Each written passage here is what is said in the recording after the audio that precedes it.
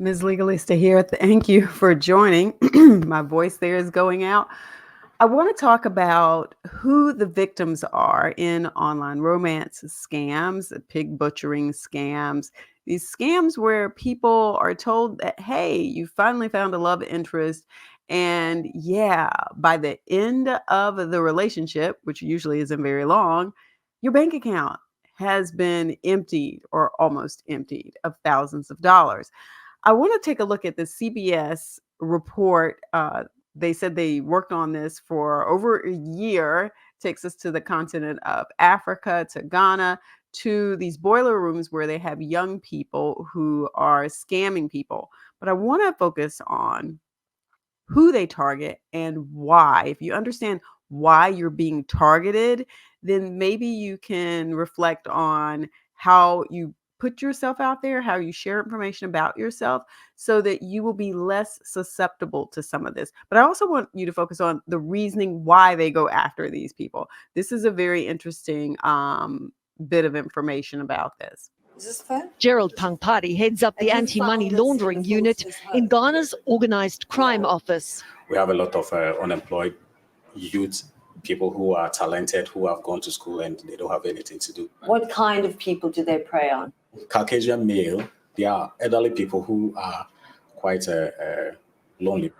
Ghanaian scammers told us they prefer targeting men as they're easier to trap and less likely to report it because of their deep shame. We found one such scam. The victim, a 75-year-old American radiologist we're calling John, not his real name. The syndicate boss, 34-year-old Alfred Kwame Aivo, and the accomplice, a mysterious blonde woman. John declined an interview, but we know he believed he was in love with a woman called Grace Erskine, an Australian living in the US. In fact, he was actually texting with syndicate boss Alfred Aivo, posing as Grace. Aivo controlled the scam, which included the extreme measure of hiring the mysterious blonde woman to play the part of Grace for any in-person meetings John insisted on, as these text messages reveal. Aivo offers to pay her $100,000, but the woman wants more than double that, threatening, "Without me, everyone gets nothing. I could always call and say it was a scam," but she doesn't.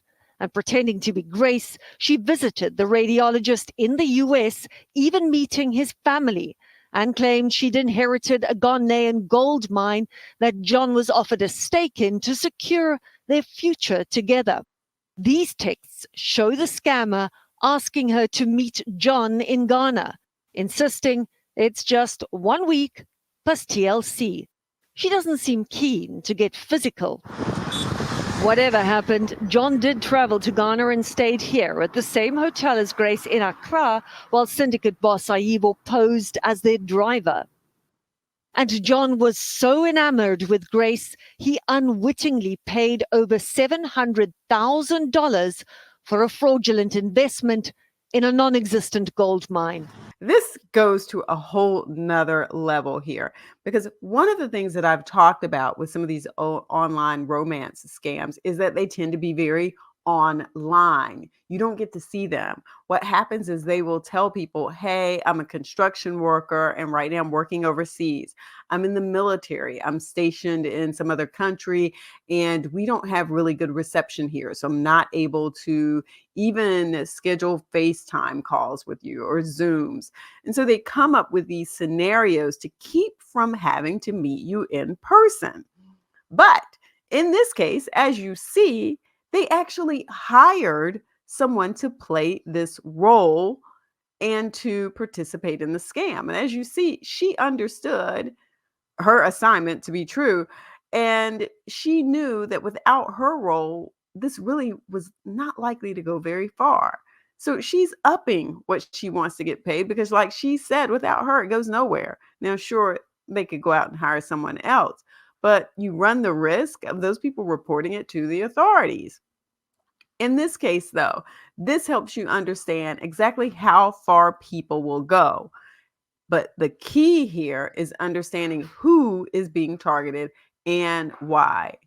People who tend to be older, people who are not already involved in a relationship, people who don't necessarily have a whole lot of family who are checking in on them. And now we have to watch out for, hey, people who might not vet the person who shows up in real life, because it looks like that's a whole fake and fraud and scam too.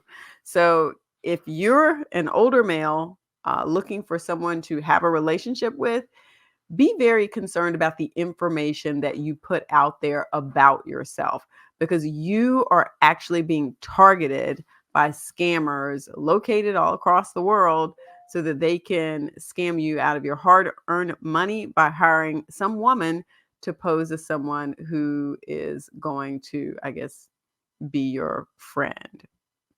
Yeah. All right. Don't forget to give the video a thumbs up and don't forget to subscribe. Peace.